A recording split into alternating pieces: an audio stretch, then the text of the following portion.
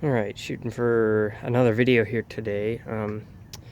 This time I'm trying to diagnose the misfire that I've had on the passenger bank of cylinders, the even bank of cylinders.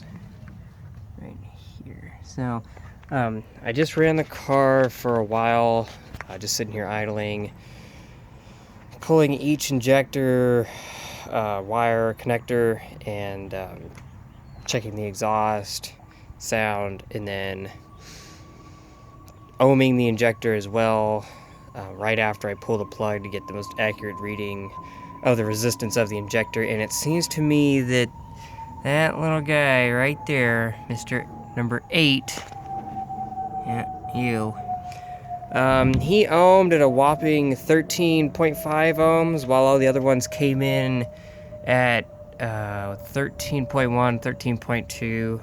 That sounds about right. You know, my cheap little piece of shit connector or tester here, voltometer, ohmometer, whatever you want to call it, probably isn't going to give me the reading that I'm supposed to get of 12.8. So since 13.1, 13.2 seems to be the average, I'll just use that as 12.8 in this particular case. So basically what I'm going to do is I'm going to start this car up here, and then I'm going to show you exactly what I'm hearing on the passenger side exhaust, because that's where I hear it, and you can feel it in the motor as well. And you actually heard it right there. It flaps a little bit right as soon as you start it. And here, hold on, I'll put the camera.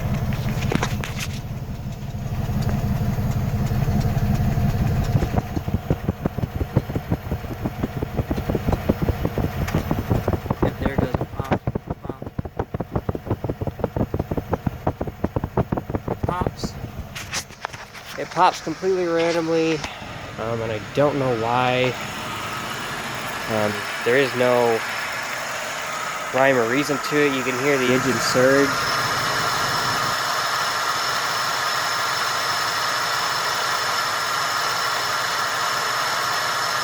You can hear it kind of just goes in and out a little bit.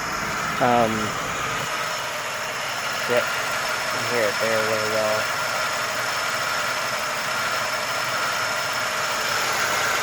That was a really good instance of it. So basically that's what I'm up against here, and trying to get to the bottom of this, because when you put the car in drive, it becomes extremely noticeable, and it's pretty bad. Actually,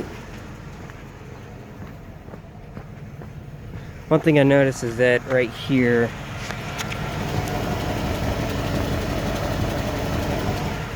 it's really bad. So I'm gonna cut the video off right here because I'm running out of memory.